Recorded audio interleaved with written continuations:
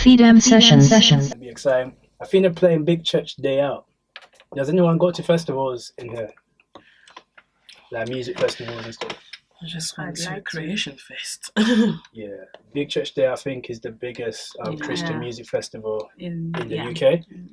And yeah, it's very, very live there. Yeah, I think that's actually the first time I saw Bethel Music was Big Church Day Out 2017. And I remember just connected with this song, and after that, yeah, it just kept playing, I kept playing it. They're just amazing live. So yeah, hopefully we'll be able to go there this year as well. You know, it'll be great to be a Big Church Day Out. But yeah, so No Longer Slave, one of my favorite songs from last year.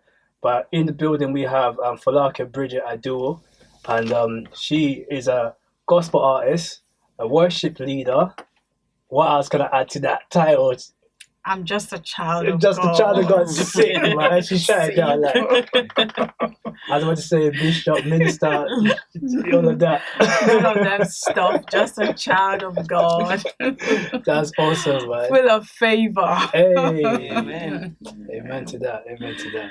Absolutely amazing. Like even like the name itself. Like where are you from? Like where were you born? I've got lots of blood flowing in my veins. I see. I'm originally from Nigeria. My father is a Nigerian. My mother is a West Indian. Okay. And I was born in the United Kingdom. Oh wow. So. Okay. That's interesting. Yeah, very interesting. Because like obviously I've read some of your story, yeah, and I just thought I thought you was born in Nigeria just based on the fact that you grew up there, you went to school there. Yeah, I did most of my schooling there. Oh wow, okay. I was born here, downtown Lewisham. Oh wow, she from the ends, man. She from the bits. That's it. All right. So, like, how did that happen? Like being born in Lewisham, then moving to Nigeria. I think at the age of 3, because in those days, our parents came to school and all that. So at the age of 3, my parents decided to relocate back to Nigeria. So I think from like age of 3, I'd been living in Nigeria. So that's where I did most of my schooling, university, and I only came back to the UK. Yeah. And after my university. Okay, cool. Yeah, that's dope. Studies, yeah. Yeah. How was like the upbringing wise? Were you always brought up in a house of faith, like both parents Christian household? I come from a Muslim background. Oh wow. Yeah, I come from a Muslim background. My father's family is predominantly Muslim, but we have a Christian arm as well. But then I was sort of raised not in a strict Muslim family, but I was raised in a Muslim family. Okay. Yeah. So it might have been not so easy to transition from. No, it wasn't. That's a different story. Yeah, for another day. I completely understand. Yeah. I completely understand. Yeah, but when God has His hand on you, yeah, He has a way. I started going to church from a very early age, because for some reasons all my friends were Christians. Yeah.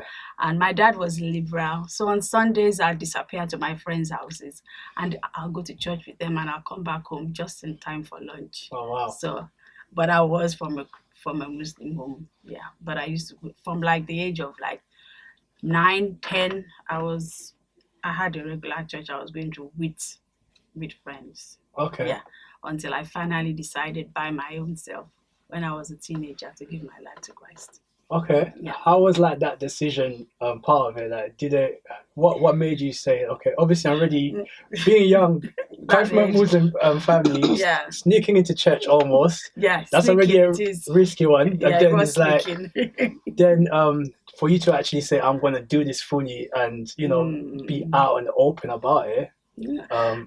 I think I'll give credit to there was a youth copper. Then I went to a boarding school. So she came on a 1 year.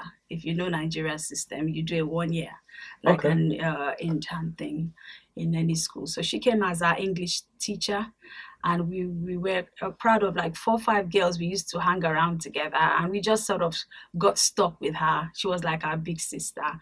And we used to end up in a, 1-bedroom Charlie that they gave her. And basically, she led all of us to Christ. Wow, that's powerful. That was our mission work. Wow. Yeah, so that was how it happened, and that was the beginning of a very, very exciting journey for me. That's good, man. Yeah. That's good. What part did music play in your life from the early days until when you decided to actually, step up as an artist, a minister in music? As a child growing up, all I remember was I was exposed to music. My mom liked music. I lived with family members that liked music. When I was growing up, I was used to listening to things like music like from Bob Marley. Yeah. In fact, the day Bob Marley died, I was in full mourning for like 3 days. That kind of scenario, And so many other secular songs. I was quite exposed to listening to a lot of music. And I had a friend. We lived on the same street, but our hobby was that we would just hold imaginary mics and we would sing all the songs that was in vogue in our time, from Cyndi Lauper to, Kool and the Gang, and all. We would just stand in the middle of the road and we would sing to our heart's content. And we had all these, childhood dreams that, one day we're going to go to America and we're going to do this and do that. Yeah. So that was how it all just started for me. And by the time I'd given my life to Christ and I started going to fellowship and going to church, I found out that my own assignment was just being in the choir, really. Not that I orchestrated it. It just happened that was where I found myself, in the school choir, in the fellowship choir, even when I got into uni. When I got into uni, I think it became stronger.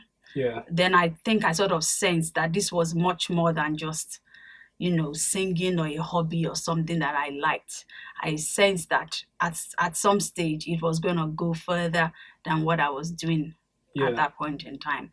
So I just stayed my course, really, and until I came to the UK, and in various churches that I've served predominantly in the music ministry. So as a person who was in the church ministering and just serving in the house of the Lord, when does that transition happen, when they now got out as a solo artist, and how did it happen? Was it a personal thing or did somebody guide you that direction? I would be honest with you, there were prophetic utterances. And but with every prophetic utterances, there is a time, because God is a God of time and purpose.